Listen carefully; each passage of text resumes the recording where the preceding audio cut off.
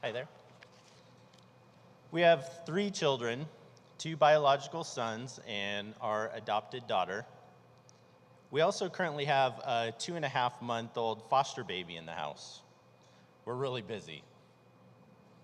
Our foster adoption journey began about 6 years ago when God placed upon our hearts the desire for a 3rd child. Initially, after having our 2 boys 16 months apart, we thought we were done bearing fruit. We'd replaced ourselves in the gene pool. We weren't outnumbered yet. And frankly, having the 2 babies back to back was a little bit overwhelming for us. But when our second boy was about 3 years old, I started to feel that little tug, that little maternal tug that was just yearning for just one more. And my husband, on the other hand, didn't have that little tug at the time. But you've heard Pastor Rick say, wife's pillow talk can speak volumes to her husband's heart. My husband and I both have a heart for children. Me because I was raised as an only child in a very abusive home, and God has been able to take those wounds and create a walking miracle. My husband has a heart for kids because he's just a really great guy. So at this point, we knew that the next child to join our family would come to us through adoption.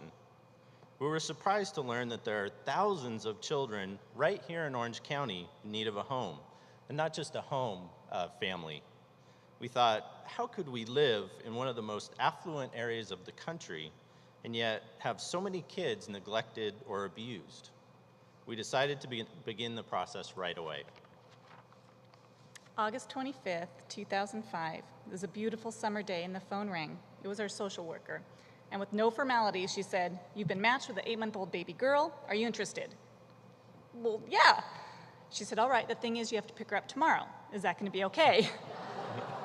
I said, okay. So it was the mad dash to Target to get a crib and mattress and jammies and formula and food and diapers and the whole thing.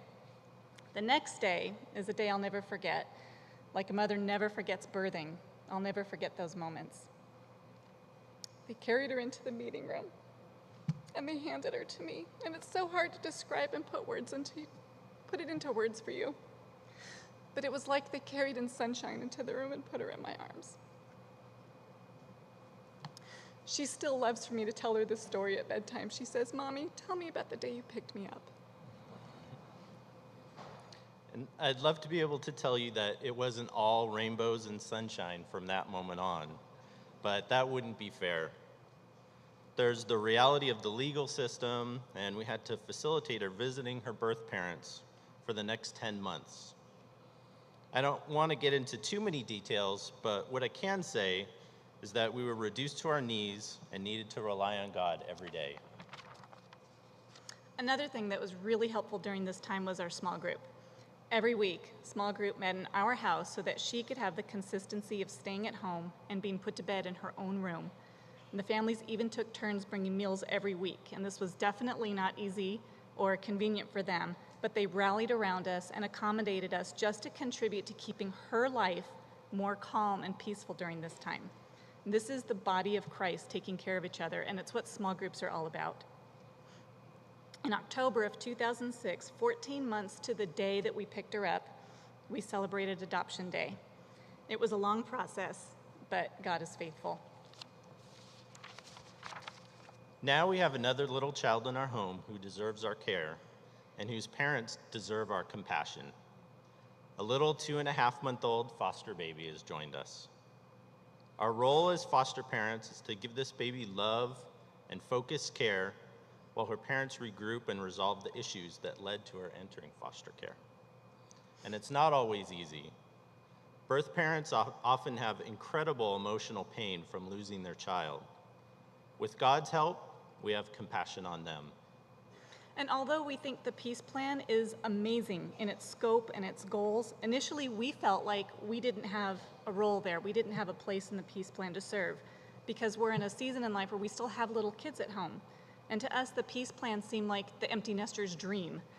But now we realize in serving here and making these small contributions to local kids, God is preparing us to make larger contributions later. Truly, there's a huge need to care for the world's orphans, the abused and the neglected. When you help one of the almost 3,000 kids here in Orange County, You are in the mission field. When you bring one into your home, you bring the mission home. In closing, I'd like to share with you the verse that keeps my wife and I motivated for these kids. It's from Proverbs 31, verses 8 and 9. Speak up for those who cannot speak for themselves, for the rights of all who are destitute. Speak up and judge fairly. Defend the rights of the poor and needy. Thank you.